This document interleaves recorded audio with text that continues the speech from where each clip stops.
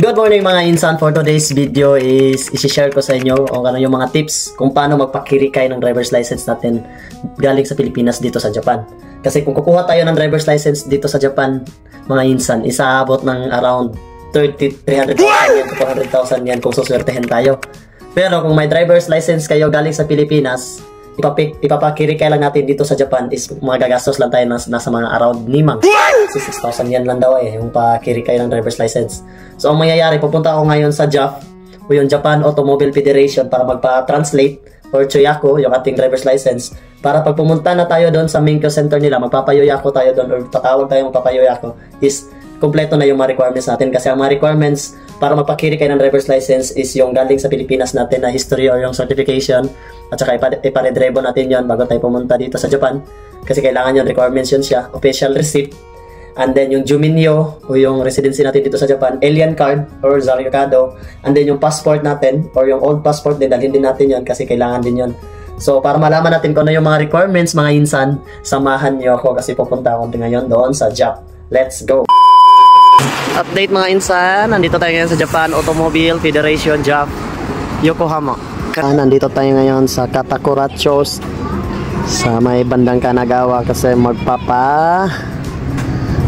kirikay tayo ng driver's license natin dito sa Japan. So pupunta muna ako ngayon sa JAF. Nandun ako kanina kasi hindi ako nakapag-yoyaku, so kailangan daw mag-yoyaku. So na-reserve niya ako, yoyaku is 3:30 daw ng hapon ngayon. So time check mga insan, 2:41 na po ng hapon. So mag-aantay muna tayo ng mga 30 minutes mahigit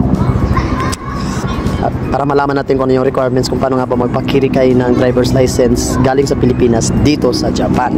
So karagdagang informasyon lang mga insan, bago ako pumunta ng Japan is kumuha muna ako ng certificate ko galing sa Pilipinas sa LTO sa main, and pinapostel ko na rin siya.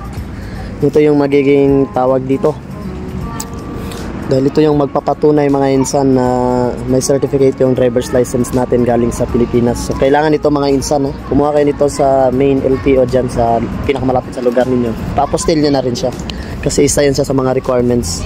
So ang gagawin muna natin ngayon sa JAF is ipapatsuyaku natin, ipapatranslate natin yung driver's license natin.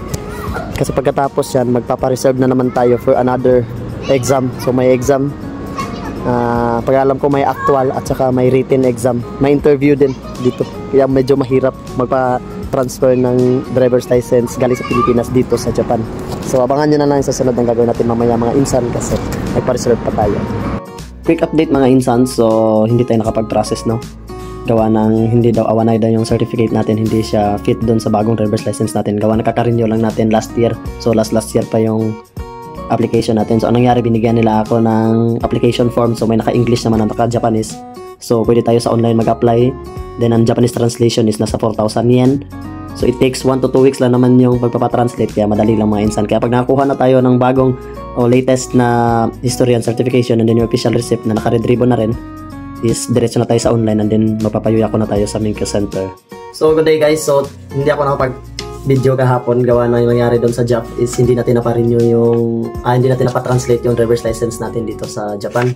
Gawa nang binigyan lang ako ng printout ng JAF, so pwede naman ako mag-apply daw through online. Yung nangyari kasi guys is yung certification and then yung history o yung tawag natin yung pina-red ribbon ko sa Pinas is expired na pala siya. Gawa nang yung driver's license ko expired siya last year, bago na yung lisensya natin, so kailangan ko na kumuha ng bago. So awanay daw siya, sabi doon sa JAF.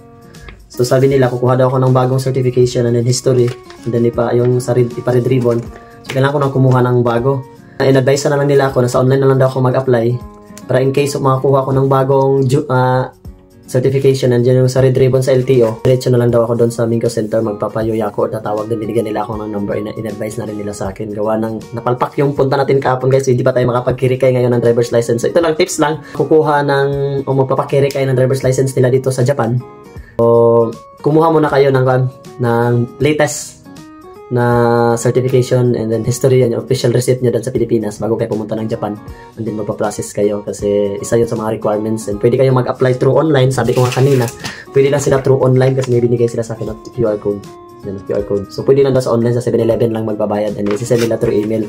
So ito yung requirements guys sa JAF sa pagka-carry kay, pumunta muna kayo sa Japan kasi kailangan i-translate yung driver's license natin into Japanese para pag pumunta tayo doon sa Menkyo Center, sa driving center nila, is hindi na tayo ma-hassle pa. So, mas maganda kasi mag-carry kayo dito sa Japan, guys, kasi alam niyo, pag kukuha kayo ng driver's license dito sa Japan mismo is naaabot ng 30 lapad to 40 lapad yung gagastusin natin kasama yung schooling. Unlike, kung magpapakiri kayo tayo, is nasa kulang-kulang, malaki na yung nimang kasama yung pamasahe doon.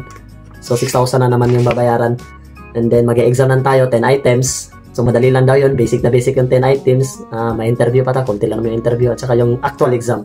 So, hope na may nakuha kayong idea. So, yun. Pag magpapakiri kayo, kumuha mo na kayo dyan sa Pilipinas na naka-red ribbon na certification galing sa LTO. Ipa-red ribbon nyo yan sa DFA. And then, yung history natin, na official receipt. Saka ang mga requirements na naman is dito na sa Japan, yung passport natin. Kung meron kayong old passport, dali na rin yung old passport. Alien card. Siyempre, yung Philippine driver's license natin. And then yung Juminhyo. So alam nyo na yan, Juminhyo yung natin, residency natin dito sa Japan. Yan lang guys. So hope naman nakuha kayong idea. God bless you all. Mabuhay kayong lahat.